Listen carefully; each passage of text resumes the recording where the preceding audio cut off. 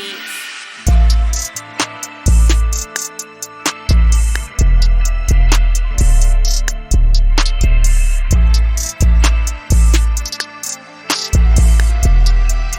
With that being said, man, I have a very, very special guest I'm gonna bring on, man. This is a guy that I grew up with him slightly. Had the same trader, man. Shout outs to Jay Knight, man. He probably tuned in, man. He was putting in mad work. I seen my man putting in mad work with Jay Knight, man, with James Knight, man. Mad work. Him and Keith Otis, by the way. Yeah, they was both putting in good work at Jackson Park, man, like trying to get to that next level. Cancer survivor. Just an inspiration to not just myself, because I've been following him on social media for a while now. Just an inspiration to me, and he should be an inspiration to you guys as well, man. We're gonna call him up in a minute, man. I'm gonna play a quick clip, introduce you to him when you come back, man. And when we come back, he'll be on, man. Shout outs, man. Hold on. I'm doing good, and yeah, I'll definitely be back. You'll definitely be hearing Arthur Ray's name. Attack that adversity with intensity. That's now his life motto, and the motto of his offensive line staff. Well, it shook me. You know, something that I'll never forget. Like I said, that it just means more to me. You know, it means more, you know, every day that I'm blessed. I'm walking on both of my legs, man. And at one point, that wasn't a possibility, speaking to some doctors back in Chicago. But, you know, all the odds, all the negatives, and everything, I overcame them all, you know, with great faith and tremendous grit. And that's what I talk to my guys about. I'm Kellen Buddy, News 10 Sports.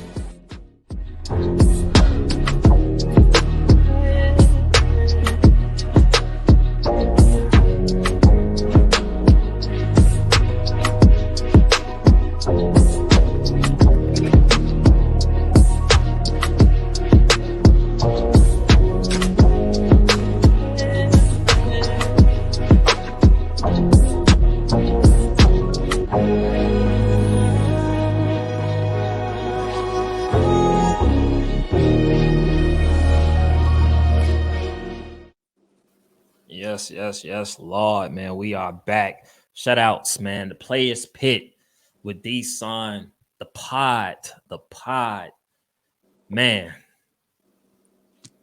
Bro, I'm so excited to have you on, man, because I've been wanting to connect with you for some time now, man. I feel like you are the definition of the get back. You know what I mean? Like the get back, man. Your story is just so encouraging and just so inspirational, man. And seeing you at Jackson Park, I remember being with you at Jackson Park, working out with James, man. Right. You, shout outs to Keith Otis as well, man. Y'all used to be in the fitness center getting it with James, man. Like really, really getting it, man. And just to see where you are now, you know, as a man, bro, I got to give you a flower.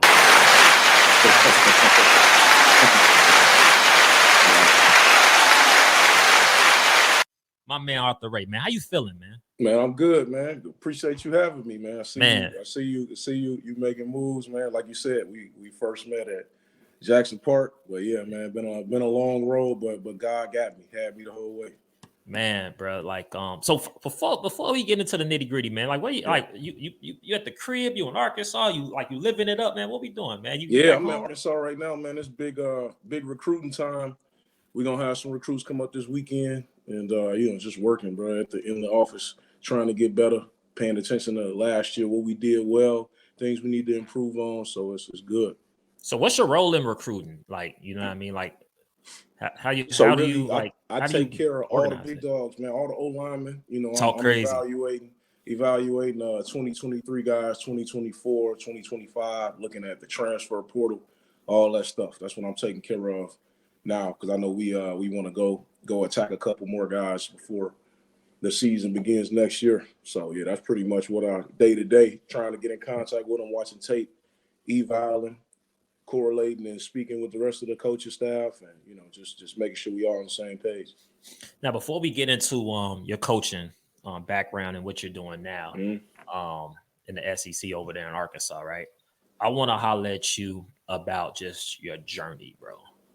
You know what I mean? Like take me through your journey when you first realized that, like, yo, football that's it for me. like, this is what I want to do? Take me through that. Well, yeah, man, it's just once I finished playing in Miami, I came home and I'm with my parents. I'm chilling. So I said, man, all right, I guess football done. You know, we gotta figure out what else I want to do. So I got a job in inside sales first, and then I realized quickly I ain't want to do that, bro. You know what I'm saying? Just that I wasn't passionate about it. You know, and I started training linemen individually. Started my academy. Everybody had the 7-on-7 rocking. Nobody had anything created for the big guys, for the linemen. You know, so that was something that I saw a void. So I said, why not? You know, God blessed me to go a lot of places. This great game of football took me all over the world, man, and allowed me to learn so much. Why not, give it back, pour it back into the young guys, and that's what I did. Started the academy. Then high school coach named Coach Mike Bain from De La Salle approached me, and he the first person who he offered me a job coaching at being the O-line coach at De La Salle. So, man, I did that, and then after that, became the head coach at Curie High School. And, man, you know, I fell in love with it, bro. Fell in love with it. I was a dean of students at Curie, too. So I just enjoyed that whole experience. Realized that, you know, coaching ball is just what I want to do, man. This is what the good Lord, you know, blessed me with a second chance to be able to, one, not only use my testimony, but two, be able to give back to the young boys, to the young dogs, you know what I'm saying, and be able to make something happen. So, you know, I'm blessed. After I finished at Curie, I went to college. Went to coach at Northwoods, a Division II school in the middle of nowhere, Michigan. My second home. You know what I'm saying? So did 2 years down there, 2019 in the COVID year, and then got blessed to get the opportunity to come down, join the Razorbacks, man. University of Arkansas. Had a hell of a season this year, and I'm excited, man. Sky the limit, and we just get started. Man, like, how does one land a job in the SEC, bro? Like, that's incredible to me, right? Yeah. Because we all know SEC is like that's what the big dogs play. Yeah. Like that's what the big dogs play, no matter if it's Ole Miss, Arkansas, Alabama, Georgia. Right. Yeah, I mean, that's what the big dogs. We played all them this year. And you play them all, you know what I mean? I guess my question is that when you got the opportunity to jump to the SEC and do what you love, how was that feeling for you, especially knowing everything that you went through? And we're gonna get into, you know, what you went through coming up as a top high school prospect in a minute. But like, what did that do for you? What did that do for your spirit? What did that do for your story? Well, you know, God got a way to keep you moving, keep you going. I mean, everything that I work for as a coach, you know, I challenge myself at every step of the way. Even when I first started the academy, challenged myself to be the best and work to be the best at what I wanted to do. Then once I decided that, you know, coaching is something I wanted to make a career out of, I just got the knowledge, man. Got the knowledge, got connected to the right people. I met so many people throughout the way who, you know, they helped me out. Great mentors. You know, had a lot of coaches that I knew. My ex-coach who coached me at Michigan State, he the New Orleans Saints offensive line coach. That's a tremendous resource. He always used to talk to me about coaching even before I knew this was something that I wanted to do. But, man, reaching out to them and keeping my head down, trusting the Lord, man, betting on myself. You know, I didn't been through a lot and young too. So, you know, I was forced to grow up a lot sooner and really dive within myself and within my faith. So, you know, it ain't too much I don't think I can accomplish, you know, especially now. Because I feel like I didn't been through hell, literally, and had to pick myself back up, pull my pants up and stand on my both too, you know, just to get to where I'm at. So, man, it was to get that opportunity. Coach Pittman is a great man. You know, what you see, what you get. He was my first offer when I was playing ball at Mount Carmel. Northern Illinois was my first scholarship offer. And Sam Pittman, our head coach at Arkansas, he was the offensive line coach then. So, you know, it's funny how life got a way of completing the circle and bringing everything back. Yeah. So let's backtrack. Beginning of the journey, right? So you're in high school, right? Where did you go? Mount Carmel. Went to Mount Carmel. Mount Carmel. You go to Mount Yeah. Carmel. You come out as one of the top rated prospects, and not just the O-line, but in the country, correct? Yeah. Yeah. What happens after that? Week after signing day, man, I got diagnosed with bone cancer. So, you know, the greatest and most joyous time of my life turned into the scariest. And I ain't know what really to make of it at that time. I was 17. I was on top of the world. Signed my scholarship to state. I had been getting recruited by everybody. So you know me. You know, I'm thinking the league. I'm thinking all Big Ten and having such an illustrious college career. That's the only thing that's on my mind.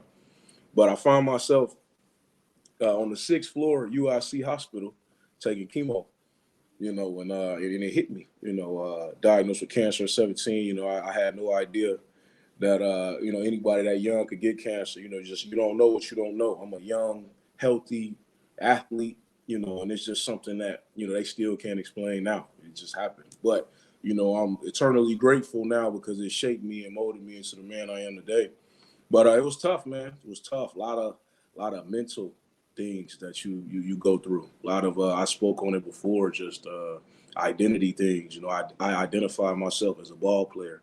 You know, so when you think about how people describe themselves, right? You know, some of the couple of things they say. You know, I would say I'm a ball player, man. That's what I do. That's who I am, right? So seeing myself with no hair, no eyebrows, seeing myself getting the chemo breaking my body down and getting weak. You know, I had to ask myself that question again, and I had to see this that I'm looking at now before it came to fruition. You know, that's really when I start. Man, my faith was strong, man. Start diving into myself, man. Trusting the Lord. Had some great doctors at UIC that I probably cussed out one too many times. You know what I'm saying? But it was all part of a growing process. I was a boy. I was a boy going through it all, and you know, wasn't quite sure what was happening to me. You know, I'm in that phase, that 17, 18-year-old phase. I'm trying to find myself, find my groove, find my swag, learn really who I am. You know what I'm saying? So it was a lot of things happening at once for me. You know, it sort of overwhelmed me a little bit, but you know, I thank God I got through it. So, what part did Michigan State play in you know, just helping you keep that dream alive of playing D1 ball, right? Because you had Yeah. the scholarship, right? You had the scholarship on board, right? Mm-hmm. You ready to play. You know what I mean? You ready to play. You ready to go ahead and tackle the league, then boom. Day after sign the day, you get diagnosed with bone cancer. Right. Yet you still end up at Michigan State balling. Yeah. Take me through that. Man, Coach D'Antonio was a blessing. It was a blessing, man. He you know, he kept me on scholarship. I was honest. I was hurt, man. I was in my basement of my house crying, man. I was crying for hours. I'm looking at Edgy Tim and Rivals and all of that stuff, looking at, you know, a glimpse of what I used to be. You know, then that's how I took it. You know, would I ever be that person again? I called Coach Dito, told him straight up that, diagnosed with cancer. The doctor said, you might not never play football again, let alone walk again on your own power. You know, at first I thought I was going to lose my leg. You know, my cancer, I had bone cancer, and it was right in the middle of my shin. You know, and thank God I was blessed with height, and you know what I'm saying, and just different things that helped me out in that standpoint, because it could have went the other route real fast. You know, it could have been a lot worse for me. You know, and like I said, I'm grateful. But Michigan State was fantastic. We family. That's my second home, man. When I think about Michigan, that's where I grew up. That's where I became a man. You know, because I spent 2 years on crutches on that campus. I'm crutching around that campus for 2 years. You know, and again, like I told you, you in the midst of that. Not only am I, you know, I'm happy to be in college. I'm away from the city. You know, and but you just going through that transition. You turning yourself from a boy to a man. Yeah. And you trying to become the version of yourself that you want to be. You want to, you know, you feel like you're an adult. You're away from your parents. You going through that whole process. So, you know, I'm doing that and dealing with being on crutches and trying to manage lifestyle as a student athlete, a hurt one. But you know, going through all of that, man. When I think about it and back to it now, like it was tough. It was days. It was tough, man. It took a toll on me.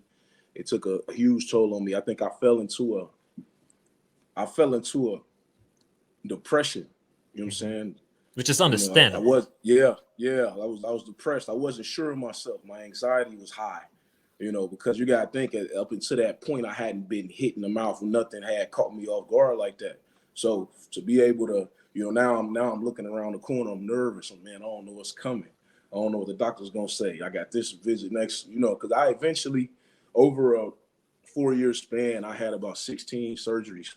Whether it was with my leg, 9 on my leg for sure, but then the other ones was related to the cancer. Anybody who know you got to take chemo, you get a PICC line, you get a port in your chest, and so the chemo go through your entire body, and you got to go through that process. Just it was a lot of complications and different things for me to deal with, man. Just processing all that. Michigan State was fantastic, treated me like family. That's why that place will always be special to me. Hopefully, I get to coach there soon. That's beautiful, man, because often we hear like stories of coaches and staff and universities and professional teams not caring about the players, right? Yeah.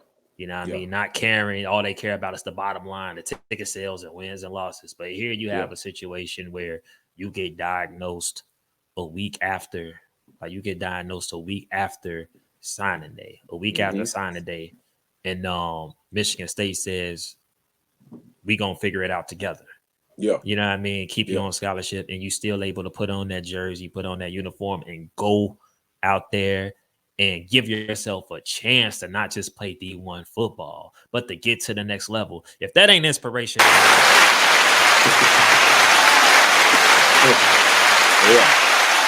like I said in the beginning, man, I'm a big fan of the get back. I feel like you don't know who you are and what you have into you until, like you said, you get punched in the mouth and you have to figure it out, bro.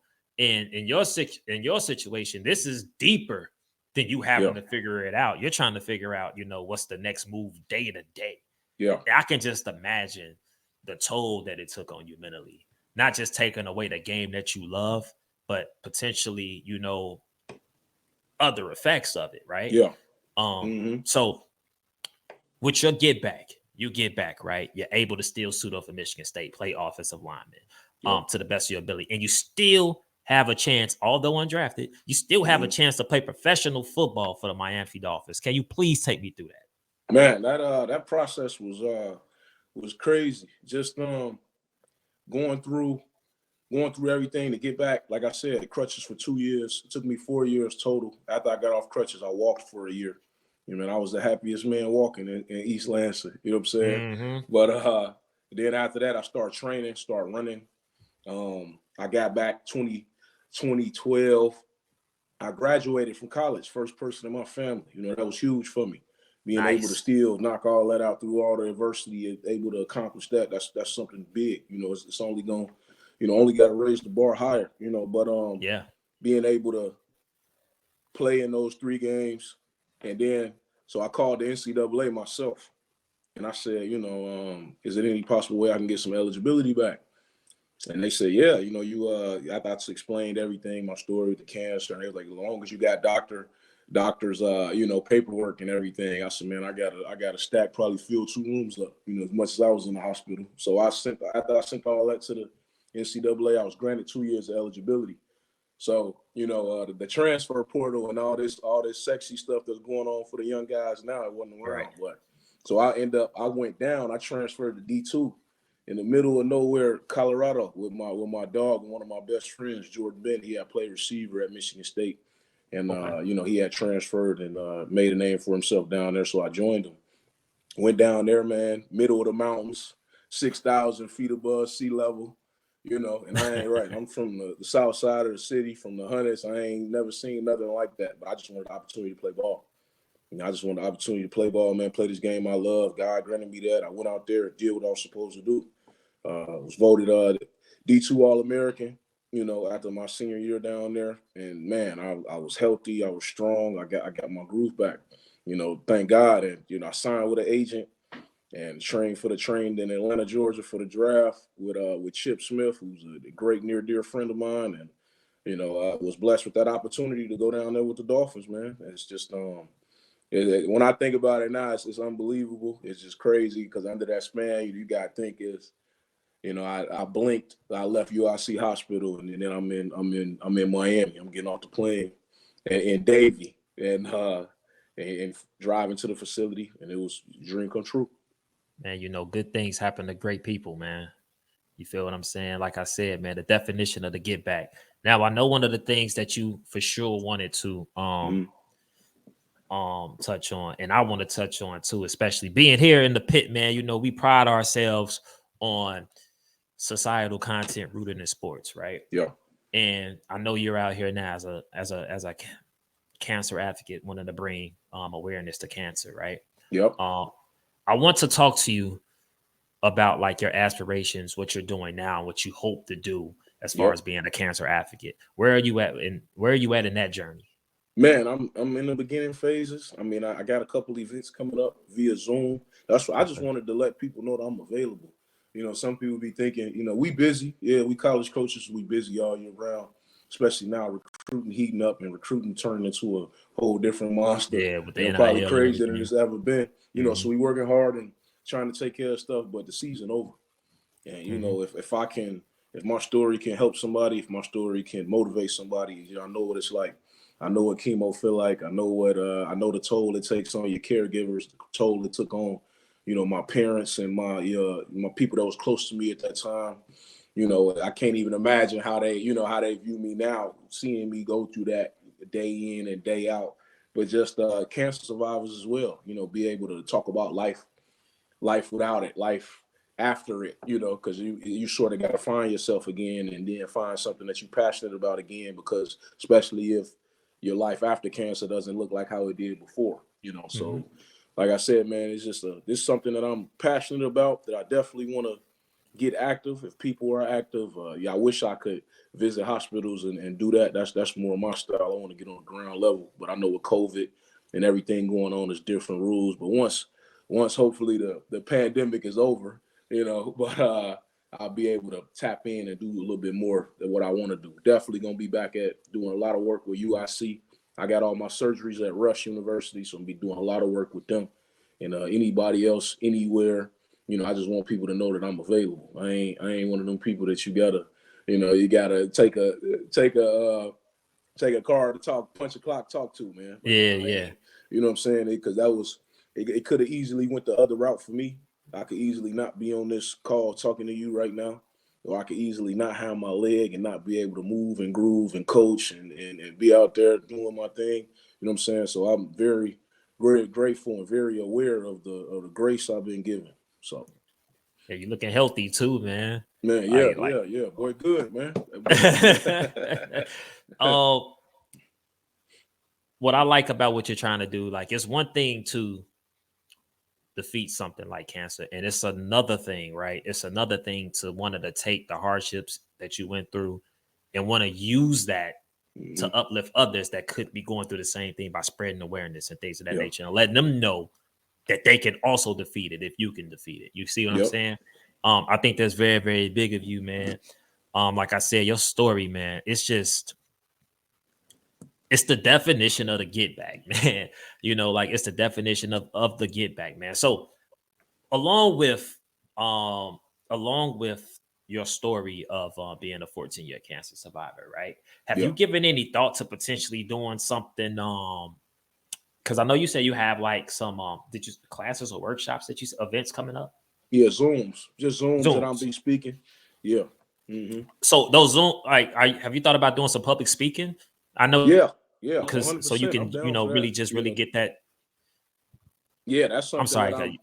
That's something that I 100% in for. Any events. That's what I was letting people know. Any events, any speaking at any conventions and everything like that. I know it's my surgeon. He got a big convention coming up. I'm probably gonna join him, where he just talked about the type of surgery they did on me and the after effects, probably my life after it and everything.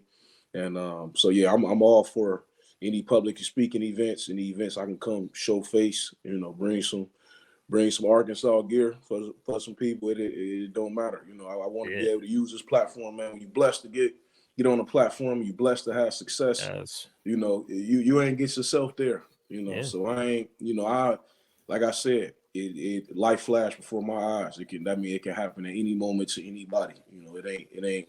It's not like we any of us are exempt. So you know, I always keep that in mind. I always try to, you know, put myself in somebody else's shoes, and 100%. The reason why I'm doing this is I would have loved to meet me when I was sick. You know what I'm saying? Like when I was sick, man, I'm 17. I'm a big, strong athlete. I'm in the hospital. There's kids in there. There's real kids in there. Like really been in there 2-3 years on chemo. Really don't go home for Christmas. Really don't see their family a lot. And I'm really in there boo-hooing till I seen that. And I said, boy, you better tighten up. People got a lot worse than you. You know what I'm saying? So like when I got hit with that reality, even though I was in the midst of my own turmoil, and I got hit with some more reality, like, yeah, it's still worse. You think it's bad, but it's still worse, you know. And for a lot of other people, it really humbled me, man. It truly humbled me and sent me to a different level mentally on the possibilities and how I need to live my life forever. You know, so like I said, it eternally changed me. It's the reason why I do what I do. And yeah, I'm excited about what's to come. I think I can speak for everybody who tuned in and is going to watch this on the playback and that's going to hear this on the DSPs, on Spotify and everything, man. Like, bro, blessings to you, man. Power to you, man. I hope you just keep elevating, man. To see you, like I said, to see you when we were shorties in high school, like training with James and everything like that. Yeah. Preparing for the next level, preparing for Michigan State and things of that nature, seeing what you went through, and then seeing how you just leveled up in just every area of life, physically, mentally, emotionally, man. Yeah. To being a coach in the SEC, bro. Man, I know you know, but I don't think the listeners understand how powerful of a story and how much of inspiration that is. I gotta give you flowers.